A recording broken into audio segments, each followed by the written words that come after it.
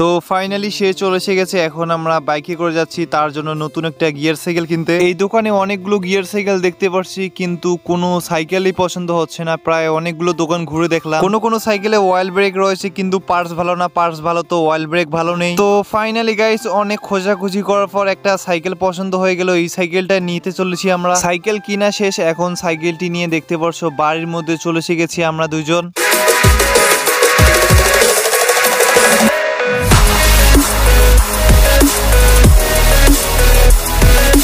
আসসালামু আলাইকুম গাইস, সবাই কেমন আছেন? আশা করি সবাই অনেকটাই ভালো আছেন। তো গাইস আজকে আমি যাচ্ছি একটা গিয়ার সাইকেল কিনতে।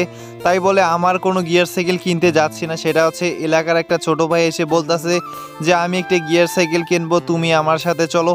তার কারণ হচ্ছে সে কিন্তু সাইকেল সম্পর্কে ততটা ভালো জানে না, এই জন্য আমি যাচ্ছি তার জন্য একটা ভালো সাইকেল পছন্দ করে দিতে। তো এই জন্য আমি বাড়ি থেকে রেডি হয়ে যাচ্ছি এখন লালমনিরহাট শহরে। এরপর কিন্তু সে বাইক নিয়ে চলে এসে গেছে। এছাড়াও গাইস তোমরা সব থেকে যেটা বেশি কমেন্ট করেছো সেটা হচ্ছে ভাই 10,000 টাকার মধ্যে কোন সাইকেলটি ভালো হবে, 15,000 টাকার মধ্যে কোন সাইকেলটি ভালো হবে, 20,000 টাকার মধ্যে কোন সাইকেলটি ভালো হবে।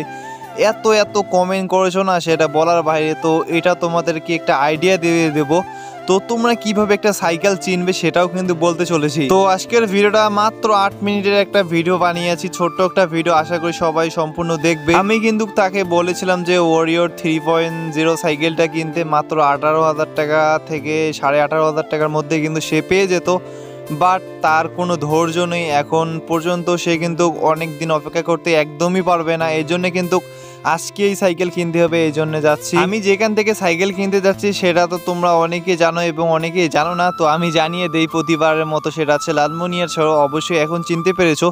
তো আমাদের লালমনিরহাট জেলা না ততটা ভালো ব্র্যান্ডের কোনো সাইকেল পাওয়া যায় না, এই হিরো মিরো ফনিক্স এগুলোই শুধু বেশি।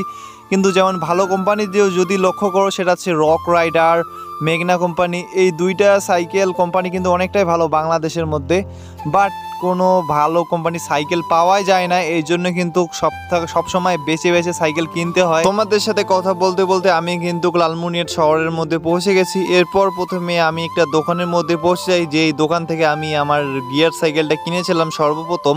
এখান থেকে আমার অ্যাবনের সাইকেলটা কিনেছিলাম।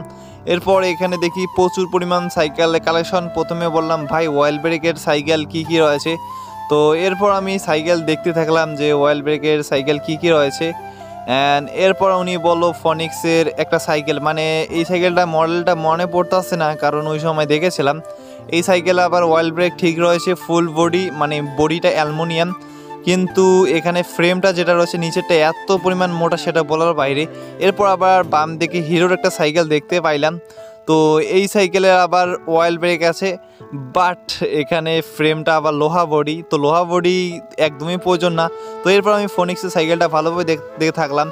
এর সামনে ফ্রেমটা এত পরিমাণ যে মোটা, মানে বাজে দেখা যাইতেছে। আর সাসপেনশনের কথা যদি বলি, সাসপেনশন দেখি কাজে করতেছে না, মানে সামান্য একটু কাজ করতেছে। তো এই জন্য আমি এই ধরনের সাইকেলগুলো পছন্দ না, মানে ব্র্যান্ডের সাইকেল সবসময় রিকমেন্ড করি। এখানে কোনো সাইকেলের গিয়ার ভালো তো অয়েল ব্রেক নাই, এছাড়া অয়েল ব্রেক আছে তা মানে সাইকেলের পার্টসগুলো ভালো না। তো আমি ভাবতেছি যে ভালো একটা সাইকেল নেওয়ার জন্য। এরপর আরেকটা সাইকেল দেখলাম, এটা আবার 27.5 সাইকেল, মানে বুঝতেছি না সাইকেল কোথা থেকে কিনবো।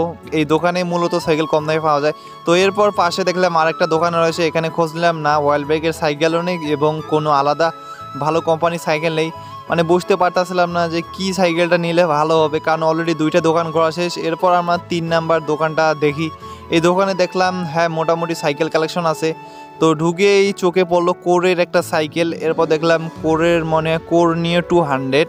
তো প্রথমে ভেবেছিলাম হয়তো নিও 200, এরপর দেখি জিও 200। এটা হচ্ছে নতুন মডেলগুলো করে যেগুলো আছে ওইগুলাই। আরেকটা হচ্ছে ফরএভারের সাইকেল দেখতে পাইলাম, এটা আবার অয়েল ব্রেক না, দাম যাচ্ছিল 14,500 টাকা। এইখানে এত পরিমাণ সাইকেলের দাম বেশি সেটা বলার বাইরে। এই সাইকেলগুলো নিয়ে কোনো পোষাবে না। আর এই সাইকেল সাসপেনশন আমি চেক করেছি, মানে একদমই বাজে সাসপেনশন, ততটা ভালো সাসপেনশন না। যদিও অয়েল ব্রেক না থাকলেও কিন্তু বাকি পার্টসগুলো ভালো থাকলে না সাইকেলটা নেওয়া চলে। এরপর আমরা সর্বশেষ আরেকটা দোকানের মধ্যে চলে এসে গেছি, এটা হচ্ছে 4র্থ নাম্বার দোকান। তো এখানে ঢুকে একটা সাইকেল চোখে পড়ে, সেটা হচ্ছে হিরো হাঙ্কের 999 অয়েল ব্রেক ছাড়াটা। তো এই সাইকেলের সাসপেনশনটা আমার পছন্দ হয়ে যায়। এরপর আমি বাকি পার্টসগুলো একটু ঘাটাঘাটি করে দেখলাম যে কী কী পার্টস। পরে দেখলাম পিছনে মনে হয় শিমানো টার্নি রয়েছে, এরপর আমি মানে কিছু না বলে সরাসরি দাম জিজ্ঞেস করতে থাকলাম যে সাইকেলটার দাম কত হবে। উনি 15,000 টাকা চাচ্ছিল। আর এরপর আমি আবারও দেখলাম যে সাইকেলের পার্টস কী কী রয়েছে। পরে দেখলাম যে ফ্রি হুইলটা সীমানের রয়েছে। মানে আমি বুঝতে পারলাম জাস্ট অয়েল ব্রেক বাদে সাইকেলের পার্টসগুলো অনেকটা ভালো রয়েছে এবং ডিস্কও মোটামুটি আছে আর কি, মানে সব কিছু ভালো রয়েছে, কিন্তু সামনের ক্র্যাঙ্কটা আবার লোহার। যাই হোক, গিয়ারটা তো ভালো আছে এতটুকুই এবং সাসপেনশন এটাই ভালো আছে, যার ফলে সাইকেলটা অনেক দিন যদি চালায় তাহলে সহজে নষ্ট হবে না। এই সাইকেলটা যদি দামের কথা বলি, বাংলাদেশে বর্তমান মানে সব জায়গায় রেগুলার প্রাইস কত টাকা জানি মনে হয় 13,500 টাকার মতো বিক্রি হচ্ছে। তো ইনি কিন্তু মানে 15,000 টাকার নিচে একদমই আসতেছিল না। সর্বশেষ গাইস মানে আমরা 14,000 টাকা বলেছিলাম, সত্যি কথা বলতেছি, তবুও দিতেছে না। এরপর আমরা আবারও যাই, মানে যাওয়ার সময় লাস্ট একটা দাম বলি, সেটা হচ্ছে 14,200 টাকা। এরপর কি আর কর, 14,200 টাকা দিয়ে সাইকেলটা নিয়ে নেই। তো সাইকেলটা কিন্তু মোটামুটি অনেকটাই ভালো, 26 সাইজের সাইকেল, সে কিন্তু চালেও স্ট্যান্ড করতে পারবে। আমার কাছেও সাসপেনশনটা অনেকটা ভালো লেগেছে, এছাড়াও বাকি আদার পার্টসগুলো যেটা রয়েছে এগুলো অনেকটাই চমৎকার ছিল। এই সাইকেলটা কিন্তু আমরা নিয়ে একটু মানে বেশি দাম নিয়েছি, বাট সাইকেলটা ভালো পেয়েছি, মানে কোনো উপায় না থেকে সাইকেলটা এটা নিয়েছি আমরা। তো এখন সে বলতেছে একটা তালা কিনতে হবে, সে নতুন সাইকেল কিনেছে। এরপর আমরা একটা দোকানে, পার্টসের দোকানে এসে যাই, মানে যেখানে কম বেশি সব ধরনের cycle, Bangla cycle, gear cycle parts পাওয়া যায়।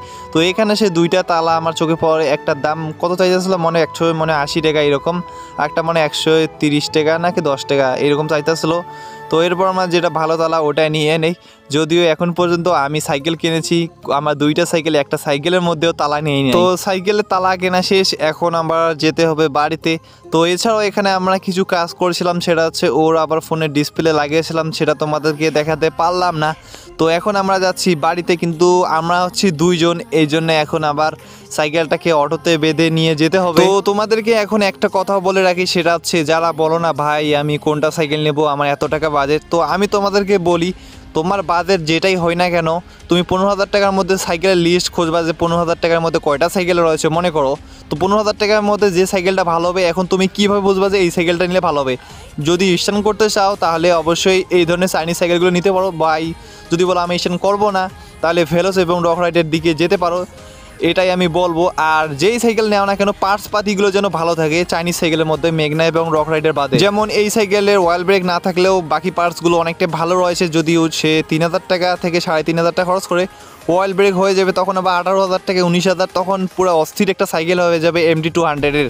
তো গাইস এই তো ছিল আজকের ভিডিওটা, আমি জানি না ভিডিওটা কেমন লেগেছে। তো যদি ভিডিওটা ভালো লেগে থাকে তাহলে অবশ্যই চ্যানেলটিকে সাবস্ক্রাইব করে ভিডিওতে লাইক করে দাও। আমরা কিন্তু 1 মিলিয়ন সাবস্ক্রাইবার হতে আর মাত্র 3 থেকে 4 হাজার সাবস্ক্রাইব লাগবে। সবাই ভালো থাকবেন, ধন্যবাদ।